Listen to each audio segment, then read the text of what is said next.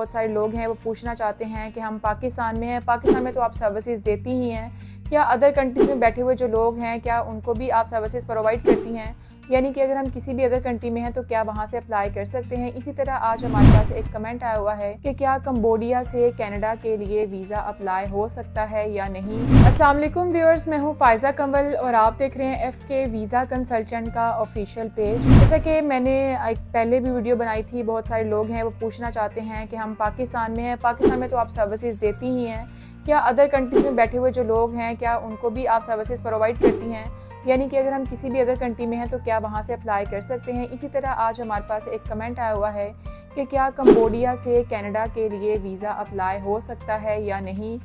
तो बहुत सारे लोग जो अदर कंट्रीज़ में बैठे हुए हैं, देखिए आप किसी भी कंट्री में बैठे हुए हैं तो आप अगर विजिट पे हैं, विजिट पे रहते हुए आप किसी भी दूसरे कंट्री का वीज़ा अप्लाई नहीं कर सकते। तो अगर आप चाहते हैं कि अगर आपके पास कोई भी वर्क परमिट है, आपके पास स्टडी वीज़ा है या उसके अलावा आपके पास कोई स्किल वीज़ा है, कोई आपके पास परमानेंट रेजिडेंट है, कोई PR है, यानी कि किसी भी तरह का लॉन्ग टर्म का वीज़ा है जिसकी विजिट की कैटेगरी ना हो, तो जी हाँ, आप वहाँ पर रहते हुए किसी भी अदर कंट्री में अप्लाई कर सकते हैं। और कनाडा एक ऐसा कंट्री है कि जो कि एक ड्रीम डेस्टिनेशन है, क्योंकि कनाडा हर बंदे का ख्वाब है, हर बंदा ही वहाँ पे जाना चाहता है, क्योंकि कनाडा एक बहुत ही खुशहाल कंट्री है। खुशहाल से मतलब ये है कि वहाँ पे आपको हर बंदा ही बहुत ही अच्छी और स्ट्रॉन्ग पोजीशन में मिलेगा, क्योंकि बहुत सारे लोग जो यहाँ से अपना बिज़नेस वाइंड अप करके गए हैं, अपनी चीज़ें सारी बंद करके गए हैं, तो कनाडा में जाके उन्होंने अपने बिज़नेस स्टार्ट किए हैं, अपने वर्क स्टार्ट किए हैं, तो कोई ना कोई वहाँ पे अच्छा उनको ऑप्शन मिल रहा है। यहाँ से तो अच्छी ही उनको कोई चीज़ों की फैसिलिटेशन मिल रही है, तो उसकी वजह से ही वो लोग वहाँ पे जाके सेटल्ड हो रहे हैं। तो कनाडा अगर आप जाना चाहते हैं तो आप किसी भी अदर कंट्री में बैठे हुए हैं तो आप बिल्कुल वहाँ से कनाडा का अप्लाई कर सकते हैं। आप FK वीज़ा से भी उसकी सर्विसेज ले सकते हैं, क्योंकि कनाडा का overall the world he online he process होता है। किसी भी तरह के ना आपका इंटरव्यू होता है, ना आपकी फाइल सबमिशन फिजिकली होती है, सिर्फ आपको बायोमेट्रिक लेने होते हैं। तो आप जिस भी कंट्री में बैठे हुए हैं, जहाँ पर भी बैठे हुए हैं, आपने हमें अपने करीब का एक जेरी फैडिक्स का ऑफिस बताना है। FK वीज़ा आपकी वहाँ से अपॉइंटमेंट बुक करेगा जहाँ से आपने अपने बायोमेट्रिक करवाने हैं। सबसे पहले तो आपको अपने बेसिक वही डॉक्यूमेंट्स चाहिए होंगे, आपका पासपोर्ट, ID कार्ड, FRC, अगर आप मैरिड हैं तो MRC पिक्चर्स, और उसके साथ साथ आपको अपनी बैंक स्टेटमेंट भी चाहिए होगी। इसके अलावा अगर आप जॉब कर रहे हैं या बिजनेस कर रहे हैं उसके डॉक्यूमेंट्स, और सबसे मेन और इम्पॉर्टेंट डॉक्यूमेंट जो कि आउट ऑफ द कंट्री से लोग हैं, जो आउटसाइडर्स हैं, उन्होंने अप्लाई करना है, उसके लिए यही है कि आप जिस वीज़ा पे रह रहे हैं उस वीज़ा की हमें आपने एक स्कैन कॉपी शेयर करनी होगी।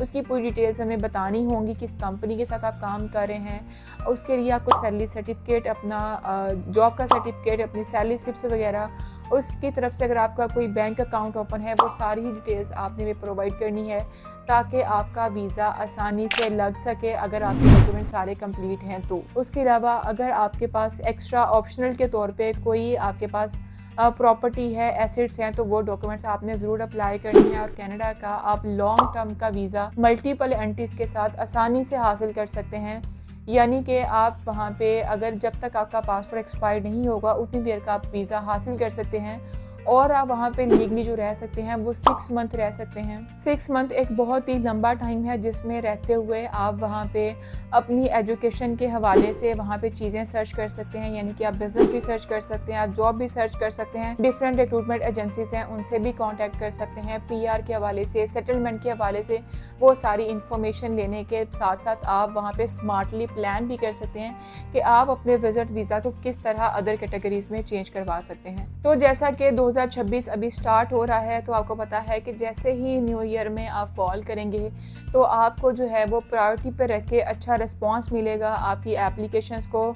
जो है वो प्रॉपर्ली चेक किया जाएगा, क्योंकि नए साल के हवाले से वहाँ पे लोग जो हैं उनके भी ऑफ डेज चल रहे होते हैं, और बहुत सारे लोग पाकिस्तान से भी उस हवाले से अप्लाई नहीं करते क्योंकि न्यू ईयर ख़त्म हो चुका होता है। तो अगर आप जनवरी 2026 के जो है वो उसमें मंथ में जाना चाह रहे हैं, वहाँ पे आगे जैसा कि मैंने बताया कि वहाँ पे अपॉर्चुनिटी अभी आपके पास आ रही है कि कि वर्ल्ड कप आ रहा है, उसके हवाले से भी आप अप्लाई कर सकते हैं। अभी से अपने डॉक्यूमेंट्स कंप्लीट करना शुरू करेंगे, अपनी एप्लीकेशंस को कंप्लीट करेंगे तो आप भी कनाडा जा सकते हैं बहुत ही आसानी से। तो कनाडा का वीज़ा अप्लाई करने के लिए डॉक्यूमेंट्स क्या क्या चाहिए हैं, इसका प्रोसेस किस तरह से होता है, कौन सी बेस बनाई जाए कि हमारा वीज़ा आसानी से मिल सके, इन सब इन्फॉर्मेशन के लिए आप जो है हमारा ऑफिस विजिट कर सकते हैं। दिए गए नंबर पे हमसे रब्ता कर सकते हैं, या आप किसी भी अदर सिटी में हैं, अदर कंट्री में हैं, तो उसके लिए भी मुझे कमेंट सेक्शन में ज़रूर बताइएगा कि आप कहाँ से बात कर रहे हैं और क्या आप वहाँ से कनाडा के लिए वीज़ा अप्लाई करना चाहते हैं या नहीं, क्योंकि अगली वीडियो में आपके कमेंट सेक्शन में जो दिया गया सवाल होगा उसका जवाब हम ज़रूर देंगे।